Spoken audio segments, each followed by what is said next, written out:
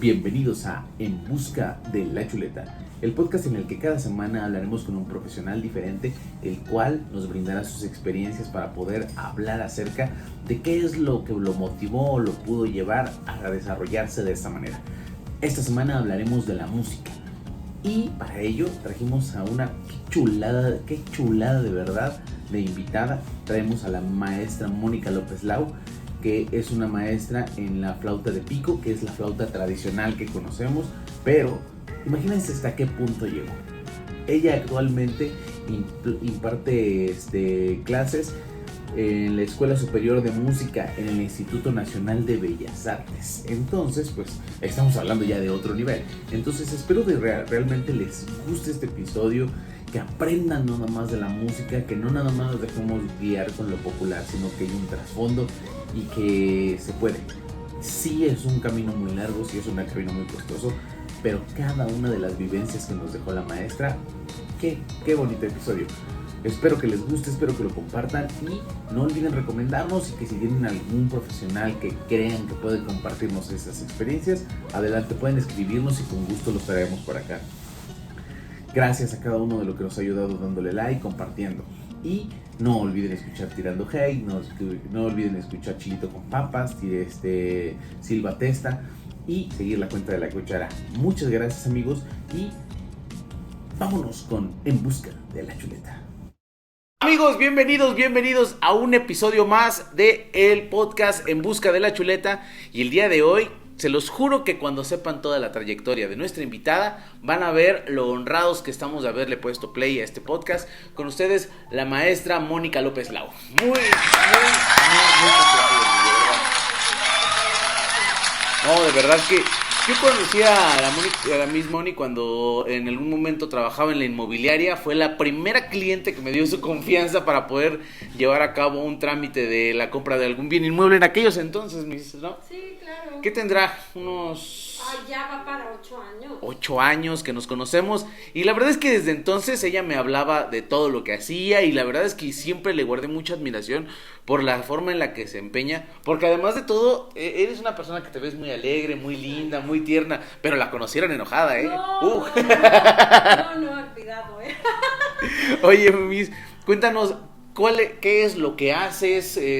Cuéntanos tu CV, básicamente. Ok, yo soy Mónica López Lau, soy flautista de pico profesional y también imparto la materia de flauta de pico y música de cámara en la Escuela Superior de Música del Instituto Nacional de Bellas Artes. Nada más. Y doy conciertos. Sí, está. Una vez no me acuerdo que me dijiste que ibas a estar, creo que incluso te presentaste en Bellas Artes en algún momento, sí, ¿verdad?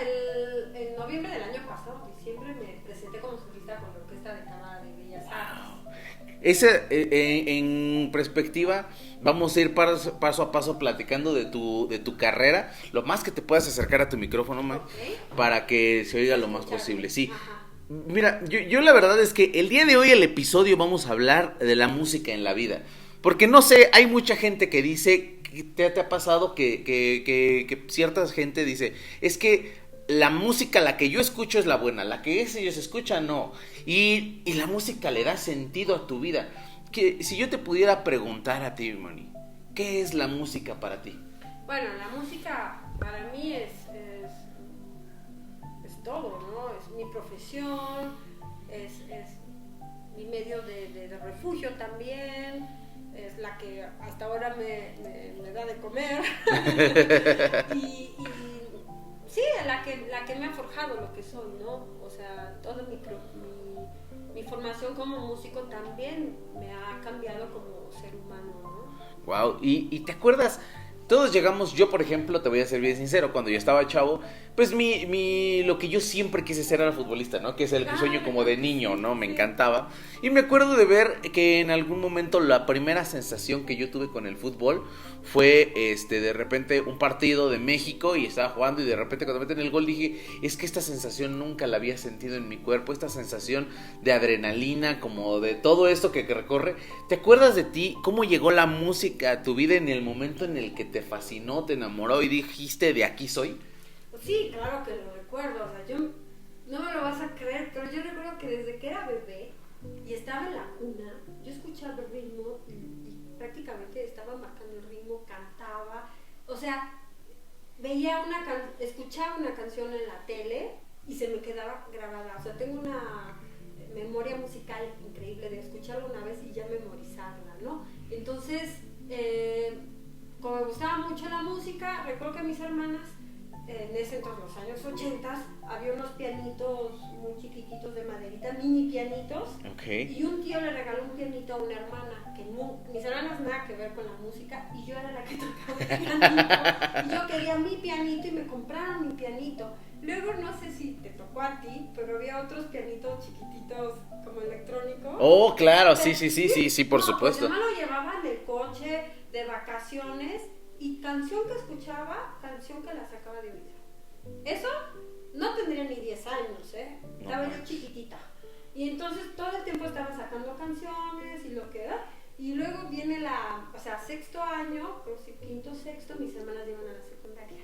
Okay. Entonces empezaron a llevar la flauta, la típica flauta de la secundaria. La dulce, ¿no? Se La dulce, llama. que es la que yo toco, ¿no? Que es flauta de pico, es la flauta dulce. Ah, ¿no? sí, ok. Me vas a tener que explicar muchas cosas porque de exacto. esto, de todo poco a poco y a la audiencia seguramente sabe tanto como yo, pero esto es lo bueno, Sí, es de la carnita de esta ¿no? chuleta. Ajá. Y había una persona que nos ayudaba en el quehacer en la casa, y yo salía antes de la primaria y regresaba así casi corriendo y le preguntaba, porque ella había cursado la secundaria, agarraba las flautas de mis hermanas y le estaba preguntando por las posiciones.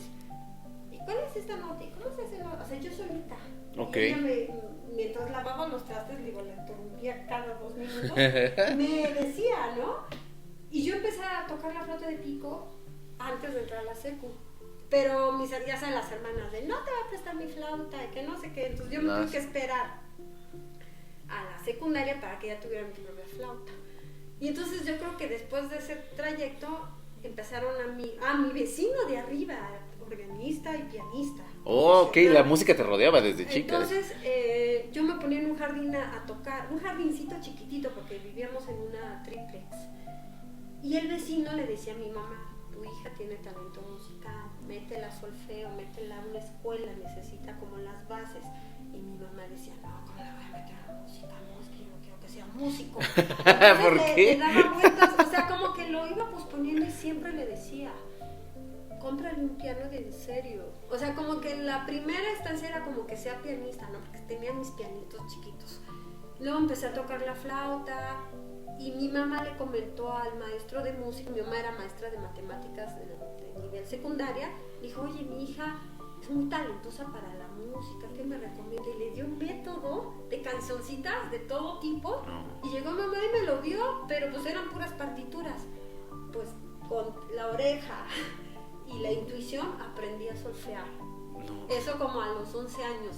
Y ya fue cuando una vez mi hermana entró a la prepa 6, ahí en Coyoacán, y me dice, mamá, acompaña a tu hermana para que conozcas la prepa. Y en eso vamos pasando en la Escuela Nacional de Música, lo que es la Facultad de Música de la UNAM, que está sobre Chicotenca. Pues está la prepa 6, y justo en Chicotenca está la facultad, la Facultad de Música. Y yo, ¿qué es esto?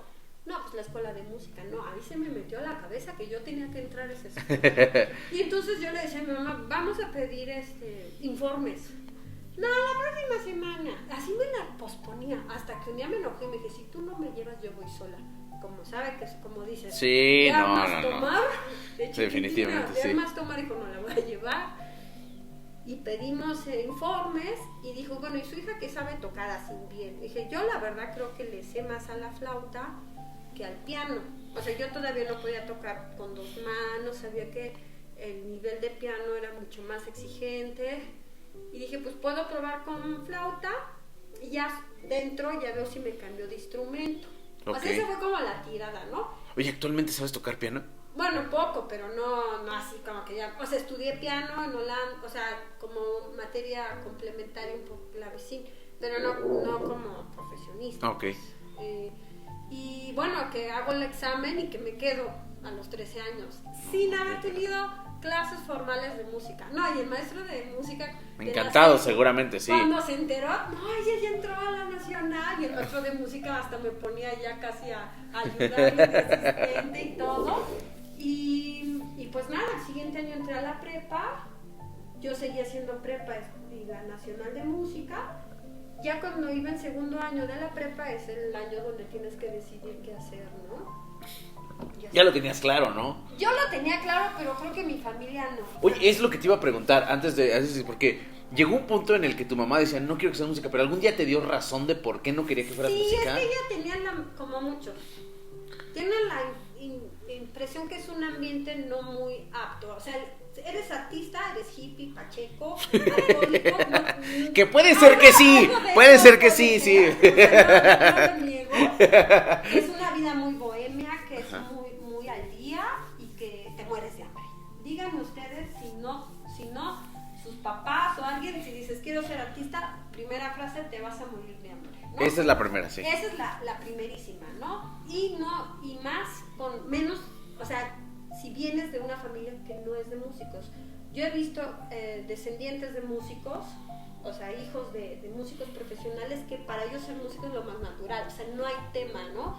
O hijos de bailarines o de actores, quiero ser diseñador, no es tema, porque sus padres han vivido de eso, lo ven de una manera natural, pero alguien que no, o sea, nadie de mi familia, Fran, nadie fue músico, salvo una tía abuela de Chiapas, hermana de mi abuelo, que era pianista, la única pianista que había. De toda la familia, sí. Sí, no, y del pueblo, no se recuerda el pueblo ahí en Chiapas. ¡Ay, claro! Como, ella, de ahí sacaste el musical. Sí, es que se pusieron cuando dicen abueleaste, dicen algo abueleaste, sí. Y dice que su papá tocaba el acordeón, o sea, pero nunca se dedicaron realmente salvo esta tía, a la música, ¿no? Entonces, mi mamá no quería, mi papá era muy open, o sea, lo que tú quieras, típico, ¿no? Que la mamá es la jefa y el papá es lo que ustedes decidan. Entonces, si quieres tocar marimba, tocas marimba, sí, no hay problema. El guiro, pues toca el guiro, ¿no?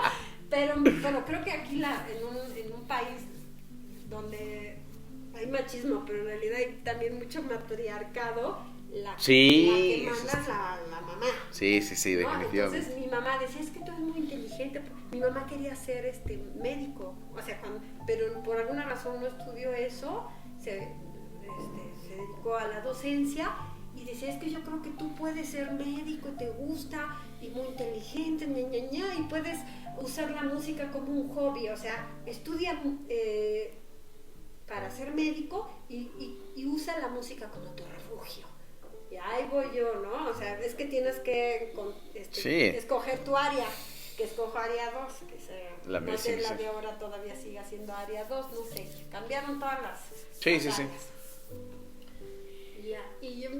Lo que me encantó de la FAM es que todos eran mayores que yo, porque normalmente en la escuela de música, los que ya se quieren dedicar a la música, hay 3 años de propedéutico y 4 de licenciatura, de cajón, o sea, son 7 años. Digamos, el propedéutico es como la preparatoria y ya la licenciatura. Si tú no cursas el propedéutico, aunque ya tengas la preparatoria, tienes que empezar a estudiar de cero el propedéutico. Entonces, todos mis compañeros tenían 18 años, ya habían concluido la prepa. Y yo era la única que estaba haciendo las 2 escuelas simultáneamente, tenía 14 años. Entonces era un relajo, o sea, la verdad, todos bien hippies. Yo fui corroborando la teoría de tu mamá. Sí, pero no pachecos ni viciosos ni nada, pero veían cine de arte, íbamos a la Cineteca, nos fuimos al Cervantino, eran como pláticas de gente y de escritores y de músicos que yo en mi vida, porque en mi casa no estaba eso, ¿no? No había internet, entonces quien me abría en el mundo musical e intelectual eran mis amigos, ¿no? Entonces me acuerdo que fuimos al cine a ver una película de arte y estábamos platicando, no, me dicen china porque tengo ascendencia ahorita china, sí, ¿no? claro. No, chinita, pero a ver, tú estás en área 2 y estás para ser músico, pero tú quieres estudiar la carrera, sí.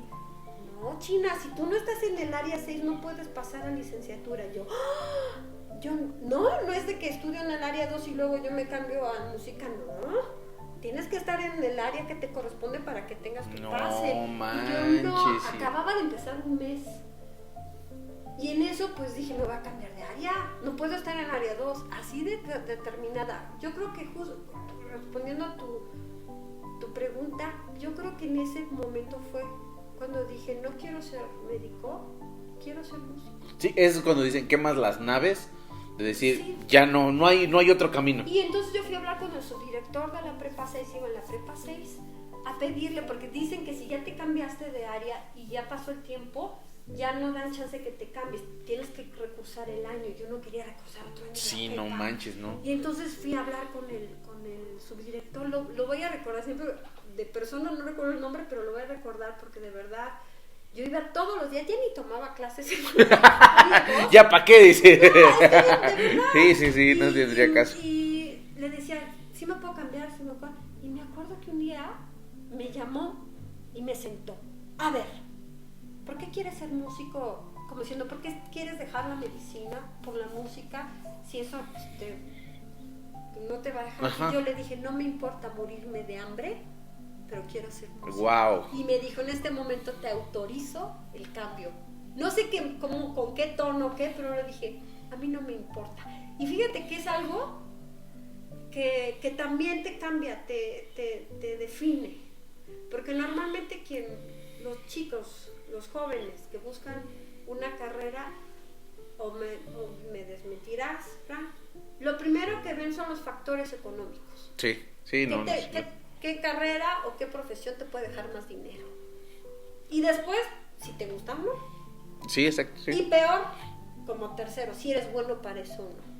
Sí, eso ya es lo de menos, pero oye, ¿no? Sí, claro, pues y es decir, muy normal. Deja dinero, me gusta, seré bueno. Son 3 factores muy importantes, ¿no? En mi caso yo sabía que me gustaba y que era buena para, o sea, que tenía el talento, si no estaba en la Escuela Superior de Música, en la Escuela Nacional de Música, ¿no? Y sabía que era una materia, una profesión que no se caracterizaba por, al menos de que me dedicara, no sé, a hacer Shakira, a lo mejor sí, ¿no? Pero ahí sí ganan, sí, hay músicos que ganan, ¿no? Pero digamos un músico tradicional. Pseudomúsicos, digámoslo, pseudomúsicos, sí. Pero tienen una estructura profesional. Sí, claro. Uno, ¿no? Pero bueno, un staff que mueve todo. Eso... Pero es muy comercial, ¿no? ¿No se te hace que hoy la música, o a través de lo que tú has visto en esta como profesional de la música ha dejado de tener la relevancia e importancia que tenía cuando sale esto tan genérico, tan desechable? Incluso te puedo decir que hoy un músico suena durante una temporada y se olvida. Se acabó. Sí, porque porque ya los valores, lo que representaba eso, yo comparo un poco la música clásica con la religión. La gente los ve como algo obsoleto. O sea, la iglesia nos actualizó, no la estoy criticando, pero la gente dice, si yo voy a la iglesia ahí de joven, ¿cómo crees? Es lo mismo, voy a ir a la ópera, voy a ir a escuchar la Sinfónica Nacional. De joven es impensable. Y es más la gente mayor que le ve un valor, porque probablemente ese valor se le inculcó, ¿no? Escucha a Beethoven, escucha a Bach, o sea, la música de academia, ¿no? Porque sí, en realidad lo que hacemos los artistas como yo, somos músicos de academia, músicos clásicos, en mi caso antiguo, ¿no? O música contemporánea, pero de academia. Porque hay quien hace tecno y todo súper bien, pero no es de academia, o sea, de que estuvimos en un conservatorio. Esta cuestión es lo que hace que la gente tenga un tipo de resistencia, pero es como un tabú que se crea, ¿no? Claro. Porque ni la religión es mala, hay malos, pero tampoco la música o el arte o Shakespeare o la literatura clásica y todas estas cosas son como de los conservadores, de los que no quieren cambios. Sí, como es esto y nada más. Ajá, ¿sabes? Es de la gente que es muy cuadrada. Y, o sea, se empiezan como a hacer tipo de etiquetas, no sé, es mi percepción. Sí, claro, ¿no? claro. Que eso hace que, pues, al final, si tú dices quiero ser músico, pues la gente dice, pues, ¿cuál? Yo jamás voy a un concierto, ¿no? Oye, O sea, yo no me intereso cómo vas a vivir de eso, ¿no? Si no es lo de hoy.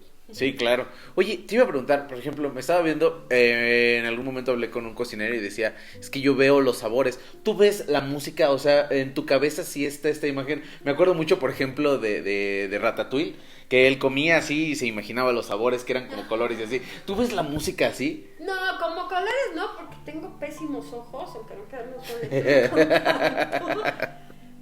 Pero donde yo relaciono la música cuando la toca es con los afectos humanos, con mucha sensibilidad afectiva, propias de la condición humana. Como algo muy, muy expresivo lo siento, algo muy alegre. O sea, yo no lo visualizo, o sea, para mí como la música es un arte que no entra por los ojos, sino por los oídos y nos hace sentir. Cuando la escucho, en realidad es más la sensibilidad que siento interna que lo que yo creo visualmente. Es un poco complejo la cosa. ¿Qué es lo que más trabajo con mis alumnos, no? Las sensaciones que te provoca la música. Los afectos que están explícitos en la música, no lo que yo me inventé, sino en la música antigua, no sé si lo sepas, pero en la música antigua las piezas, sobre todo las sonatas, se organizaban en 3 movimientos y le ponían un carácter. Entonces le ponían alegro o dulce, melancólico. No le ponían una velocidad metronómica, sino era un afecto humano. Si tú pudieras en todo lo que sabes, ya digo, porque todo el conocimiento que tienes, ¿qué canción a ti en lo personal, como persona, te da sensaciones así que digas, es que con esta sé que tengo un mal día y llego y la pongo y sé que quizás no va a alegrar y me pone a saltar, pero te da paz o te da confort a ti misma? Que aquí le voy a poner el link para que la escuchen también. No hay una música, una pieza. Ajá. No es de que es mi pieza y la pongo, pero sí hay géneros musicales que sí yo podría ponerlo y me ponen casi en un estado zen. Ajá, eso es. Que es, por ejemplo, la música medieval, pero también una música medieval intelectual. ¿A qué voy? Es que normalmente relacionamos la música del Renacimiento medieval. Medieval estamos hablando siglo XI, o sea, del año 1000, al siglo XIV, que es 1300, O sea, una música que tendrá al menos 800 años. Wow, la música medieval, sí. música renacimiento viene por el siglo XIV, 1300 o siglo XV, 1400. Ajá. Que de hecho, para que se den una idea, renacimiento es más o menos cuando se descubrió América, porque América se descubrió en 1492, ¿no? Uh-huh. Y el renacimiento fue más o menos por ahí. O sea, para que se den una idea de lo antiguo. Y hace aproximadamente unos 20 años, siempre en el último siglo, digamos que primera mitad del siglo XX, segunda mitad del siglo XX hasta ahora, en Europa sobre todo comenzó un movimiento de música antigua, o sea, de músicos profesionales que se incursionaron a la búsqueda de esto en archivos, en bibliotecas, y comenzaron a interpretar esta música con copias de instrumentos históricos. O sea, encontraban partituras en los archivos, en las bibliotecas, como sucede aquí en el archivo de la catedral, que hay música también hispana del siglo XVIII. Y dicen, y si tocamos eso con copias de instrumentos que habían en ese entonces, y tú, pues, ¿qué copias? En vez de un violín moderno, un violín barroco. Uh-huh. En vez de una flauta transversa moderna, un flauta transverso barroco, un cello barroco, un clavecín en vez de un piano. O sea, wow. Como ver qué instrumentos se tocaban en ese entonces, y si lo hacemos con esos instrumentos, a ver cómo suena. Uy, no. Se hizo un mega boom en los años 60. Se creó la escuela de flauta de pico en Holanda, que de ahí vienen, o sea, mis dos maestros. O sea, Horacio Franco fue mi maestro, no sé si han oído hablar de él. Él estudió con Walter van Houwe en Holanda, y yo después estudié con Walter van Houwe en Ámsterdam. No te pases. Y se hizo la escuela de flauta de pico en eso. Y no más de flauta de pico, de clavecín, de órgano, o sea, todo el boom de música antigua renació en Holanda. Y entonces se empezó a tocar, se empezó a perfeccionar, y ya después, por ahí de los años 2000, si mal no recuerdo, también empezaron a hacer un tipo de de búsqueda, pero de música todavía más antigua. No. No, y leer la música medieval es como leer árabe, hijo. O sea, Sí, no son sí, las bolitas y palitos del pentagrama. O sea, la escritura es completamente diferente, pero obviamente vieron transcripciones a la escritura actual y empezaron a ver también especialistas en la interpretación. Oye, pero de esa la combinación de músicas, a pesar de que son, o sea, ya ahorita no la podríamos hacer, no podrías combinar a Vicente Fernández con lo que tú tocas, o sea, porque, o sea, las cosas ya no combinaron, y hay un momento en el que se rompe esto y empieza a ver, porque hoy a un niño, si tú le dices este tipo de música, quizás se le hace aburrida, cuando la verdad es que, digo, dependiendo el niño y la clase sociocultural en la que se desarrolla, que es otra de las cosas, ¿no? Obviamente la educación que tú le das a un niño va a depender mucho de eso. Hay gente que desde que está en la pancita le ponen cierto tipo de música que dicen que lo relaja y que les desarrolla el oído musical, ¿no? Sí, sí, sí. Más o menos llegó esta ruptura en el momento de una época y otra. ¿En qué más o menos, como qué época será el donde dices, es que de aquí hacia atrás es una cosa y de aquí hacia adelante es otra? Época de que musical. Ajá, ¿no? exactamente. Que es lo que decíamos, o sea, se puede combinar de este punto toda hacia atrás. Ajá. Pero de aquí hacia adelante ya no bueno, podemos. en el caso de la flauta de pico, qué buena pregunta. O sea, en el caso de la flauta de pico, nada más para entrarlos en contexto, es uno de los instrumentos más antiguos que existen de la música occidental. Me refiero a occidental a Europa, ¿no? Porque en China hay flautas antiquísimas, en India, Pakistán, o sea, pero ya hablo de lo que es propiamente la música europea, de donde venimos nosotros. O sea, todas las escuelas formales, profesionales de arte de México tienen una tradición europeísta, que puede que no le guste, puede a quien sí, pero digamos que es lo que lo define, incluso en la misma literatura. O sea, la literatura, como escribimos, ¿quién nos los enseñó? Los europeos. Claro. Porque antes de los europeos no había ese tipo de escritura. Era dibujitos, ¿no? Eran dibujitos, así, ¿no? Entonces, a veces se tiene que decir, no, es que eso es de Europa, sí, pero todo lo que algunas cosas nos definen el mundo, pues vienen de ahí. Y la música que se estudia aquí tiene es como la pintura. O sea, si tú vas a estudiar pintura, ¿quién estudias a Leonardo da Vinci? Sí, no claro. es de que, ay, estudia México. Pues no, porque no había. Si hubiera habido pintores en ese entonces, en el Renacimiento, pues claro que los estaríamos estudiando. No es que estemos alabando a los europeos forever, sino tomamos referencias. Sí, del origen. Culturas que son más antiguas, por eso le llamamos el viejo mundo. El nuevo mundo no tiene, o sea, si tú ves los pintores mexicanos son del siglo XX o XIX, no más, o XVIII, alguno que otro. Pero antes de la conquista no hay esa tradición, ¿no? Entonces, en la flauta de pico sucedió que en el siglo XVIII, o sea, en el Renacimiento tuvo su auge en el medioevo.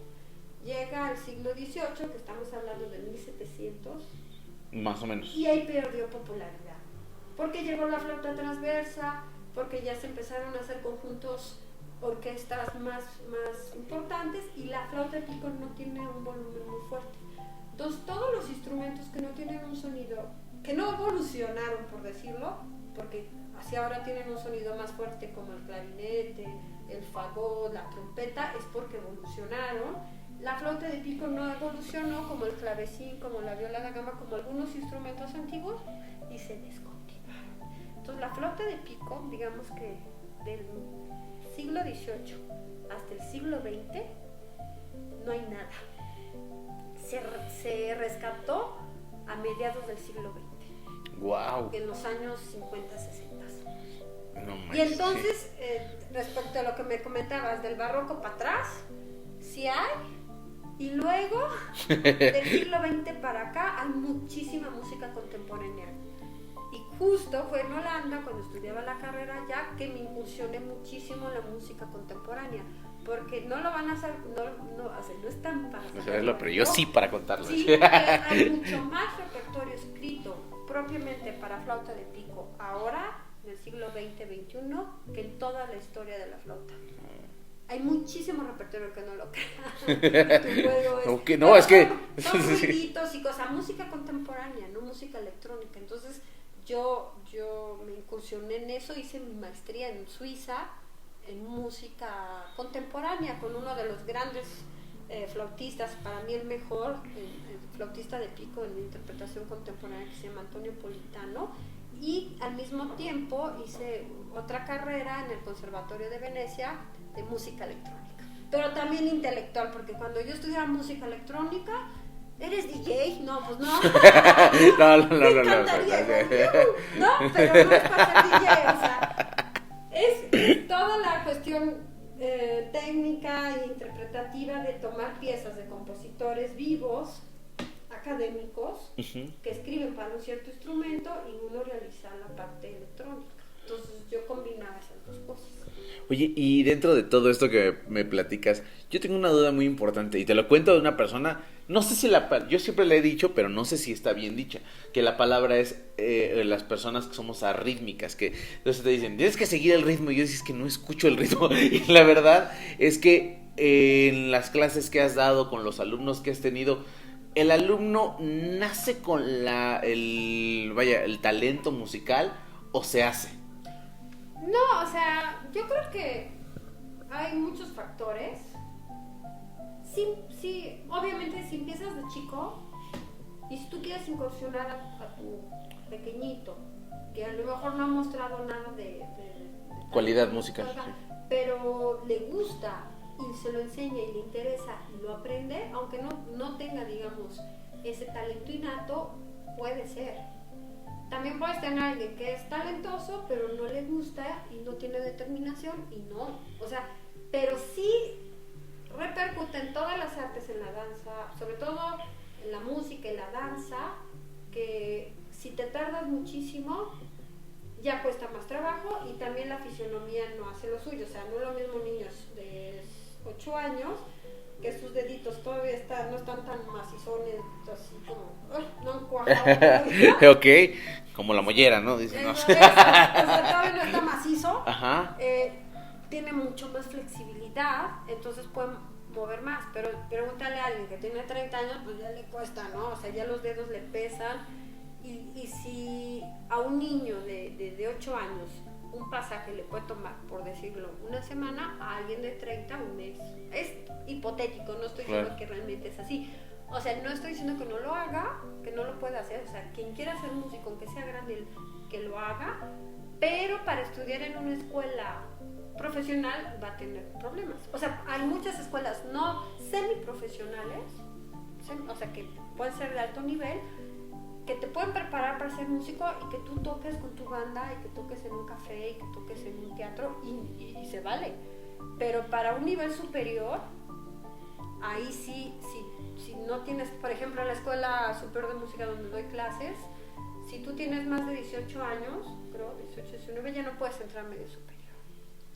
Wow, o sea, sí tiene que... Sí, o sea, sí, tienes que tener menos de 20 años para entrar.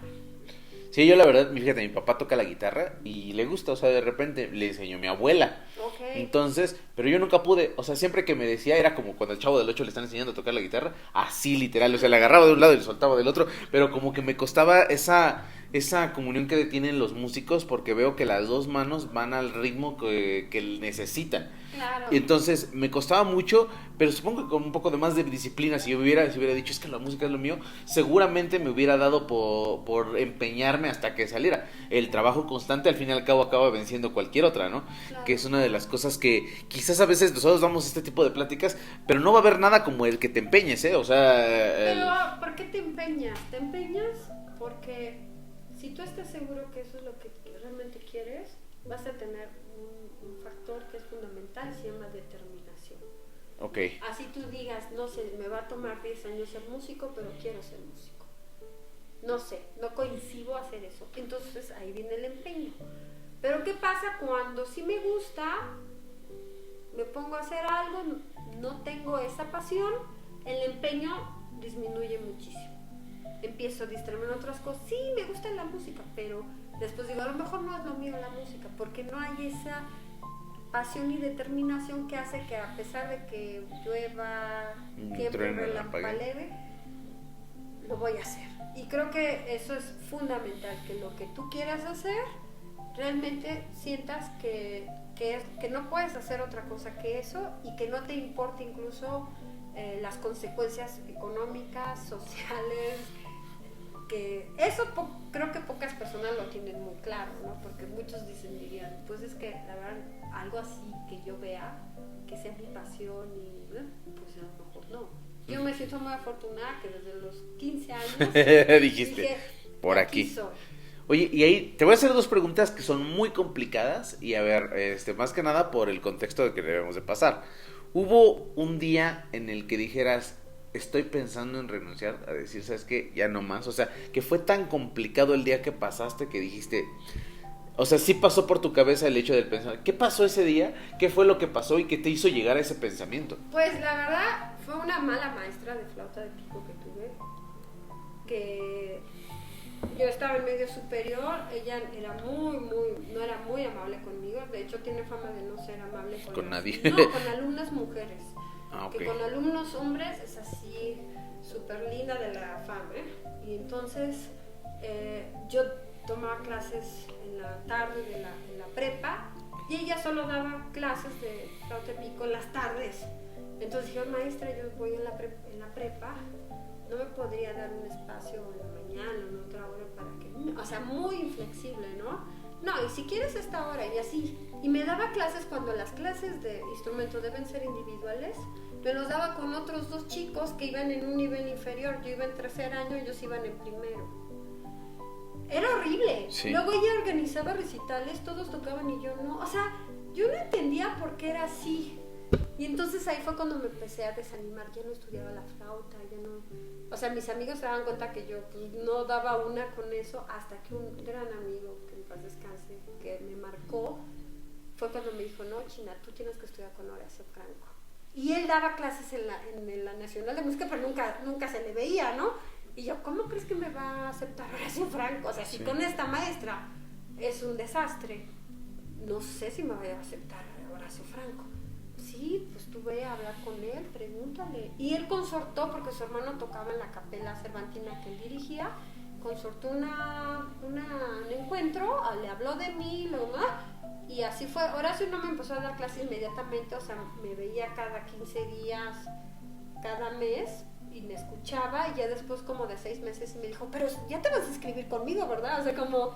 ya te pasas, ya vas a hacer sí, ya. Sí, o sea, yo fui muy discreta, o sea, dije que me dé clases, que vea y ya me dirá si sigo como su discípula. De hecho, en ese entonces era su única alumna, ¿no? Wow.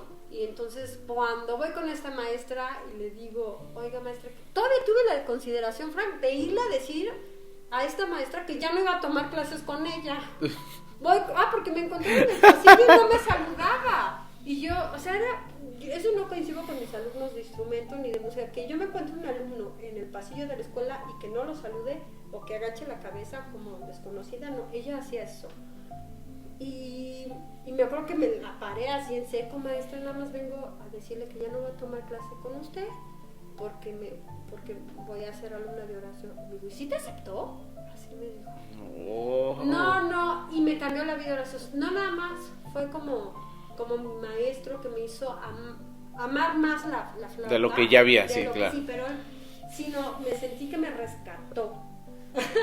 O sea, y eso yo creo que también ya me va muy bien mística.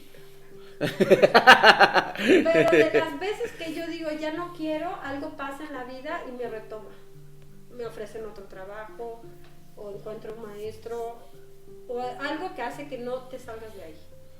Creo, eso te digo, se oye muy místico, pero cuando algo parece que es tu camino el que tienes que llevar, algo sucede en el exterior y de repente acabas ahí. Termina así porque pasó lo de Horacio. Claro. A lo mejor yo sí hubiera dejado o sea, sí me estaba planteando ya no, o no, sí, a no dedicarme a eso aunque me encantaba.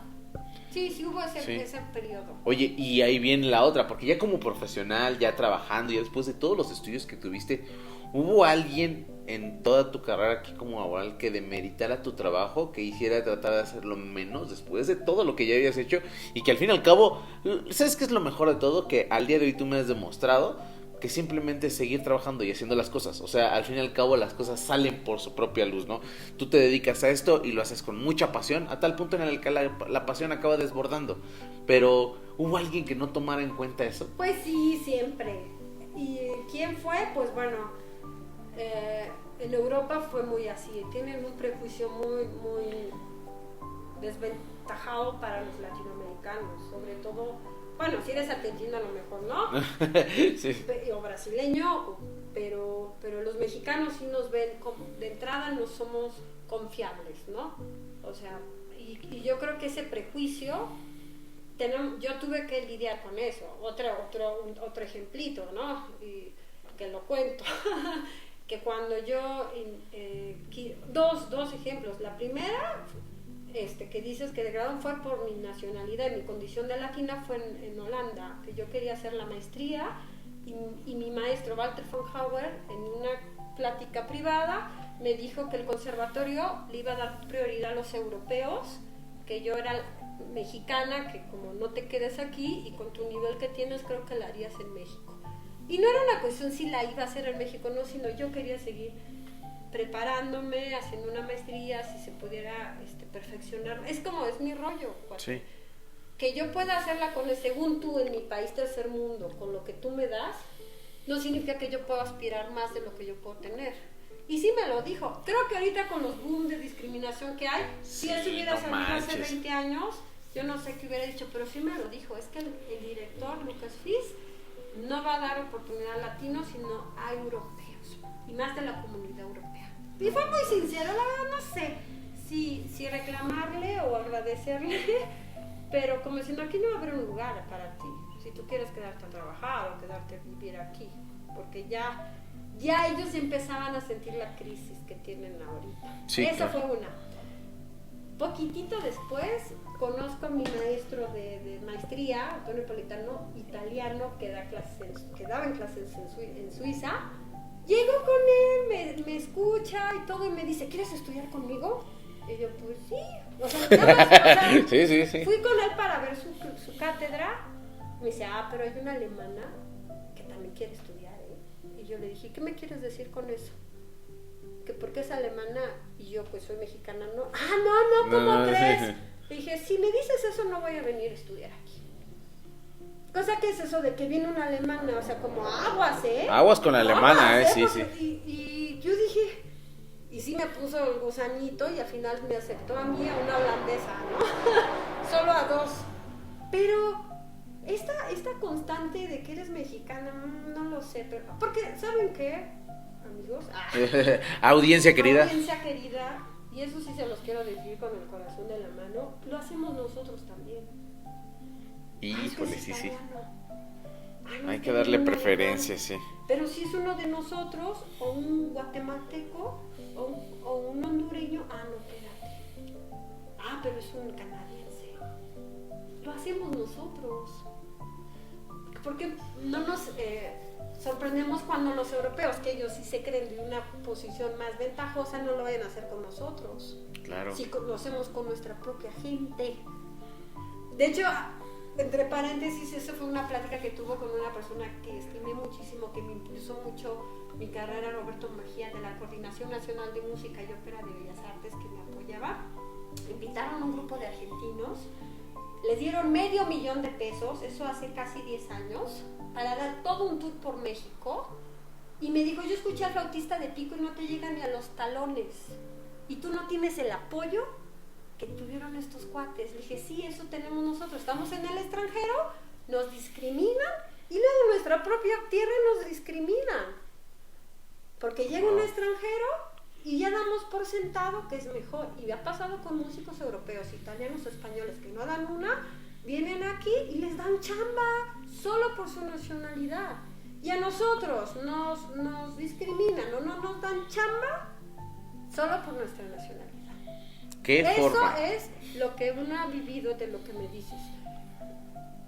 Y no es una cosa que yo acá no, me ha ido bien, ¿eh? Muy bien, a la Miss le va muy bien. No me quejo, pero yo fue en Italia también tuve unos episodios bien difíciles, que tú dices, no, primero ven tu apellido y luego pasó en España, cuando hacía la maestría, había un chico, un gran amigo, todavía amigo, español de Valencia, que ¿cómo se llama? Valencia o Gallego, no recuerdo bien, y me dijo, oye, ¿qué crees? Yo bueno, no es tan para saberlo, pero yo estuve casada con un italiano, yo vivía ya de manera permanente en Europa, yo ya tenía una residencia permanente y por ende yo ya podía trabajar, nada más entre paréntesis, ya no estaba en calidad de estudiante, sino yo ya estaba de residente en Italia.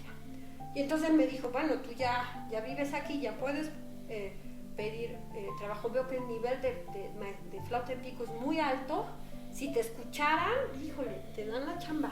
Y había un conservatorio pequeñito en una ciudad así perdida que se llama Pontevedra, en Galicia. Ok.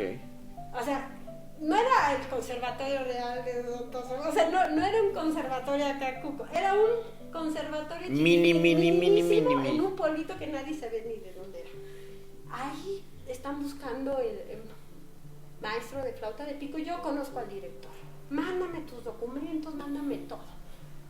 Y ahí estuve con meses con este amigo, el desde España, y hazle así, hazle así, mandé todo. No pasó nada, lo típico, ¿no? Y después mi ex, que era trompetista, viajaba por muchos lados, por alguna razón pudo ir a Pontevedra.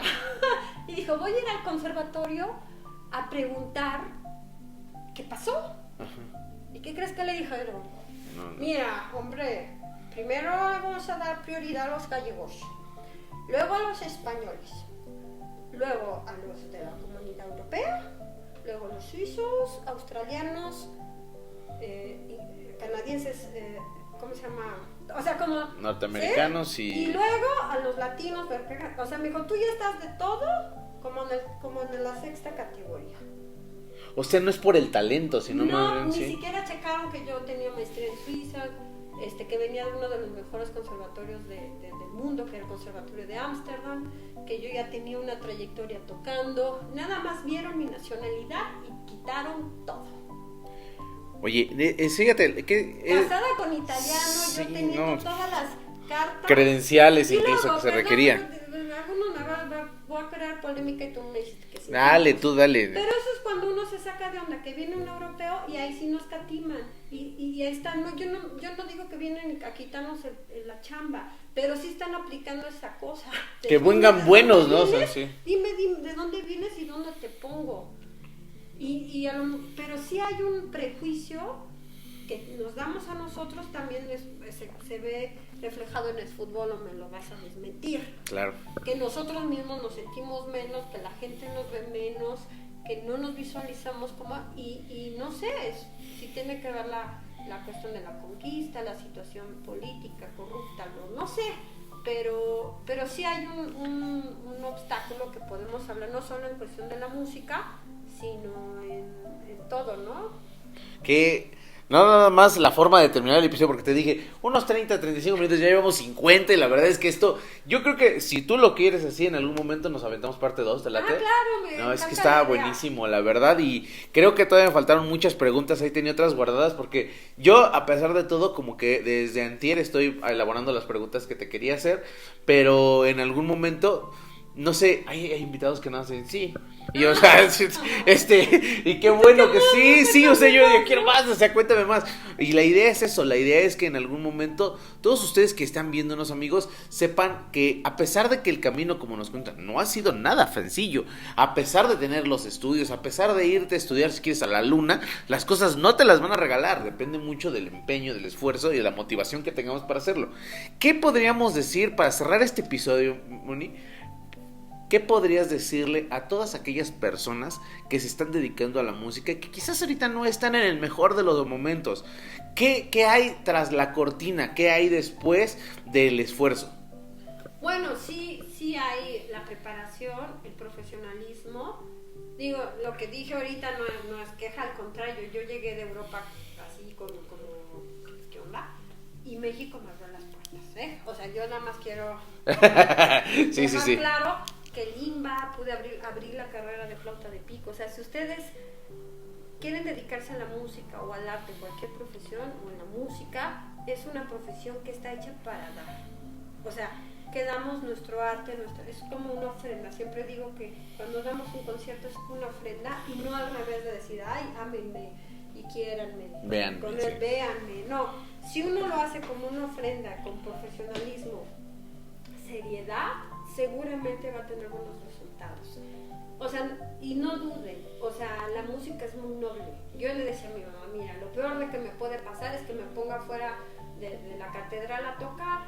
Hay muchos, ¿no? Hay Pues muchos. sí, o dije, sin discriminar ni demeritar, de verdad, dije, pues podría dar clases en las escuelas medias, o sea, de nivel secundaria. Dar flauta de pico, pues es el instrumento que se da.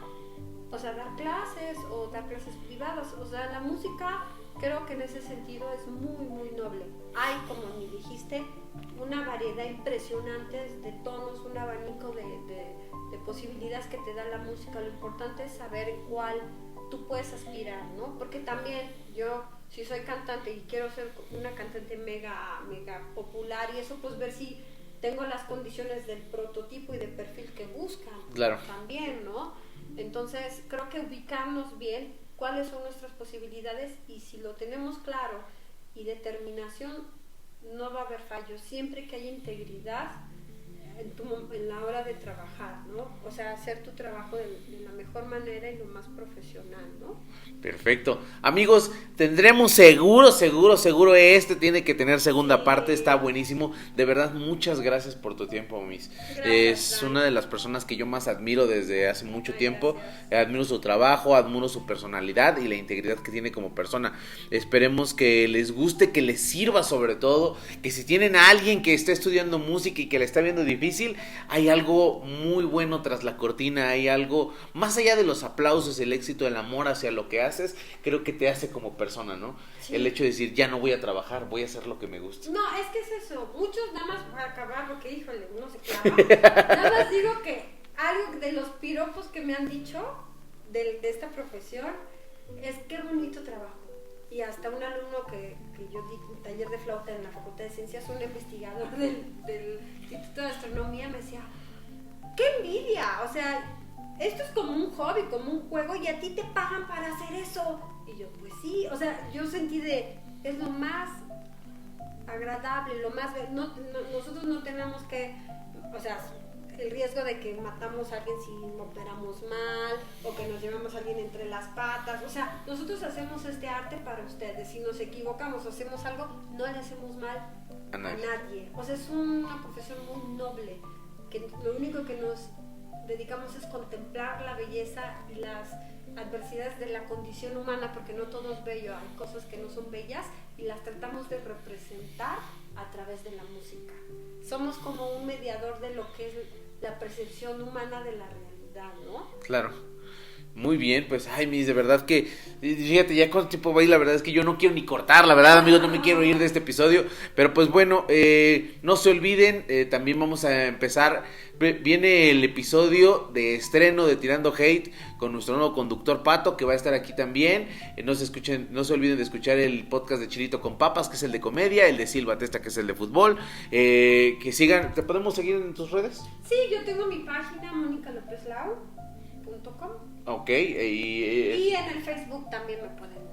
Voy a agregar aquí las dos si quieres, sí. Las pongo aquí digitalmente para que te sigan. Si tienen alguna duda, si tienen alguna referencia que puedan dar con la Miss, adelante. Si hay un flautista de pico por ahí que a lo mejor le interesaría estudiar y no sabían que existía en la Escuela Superior de Música o la FAM.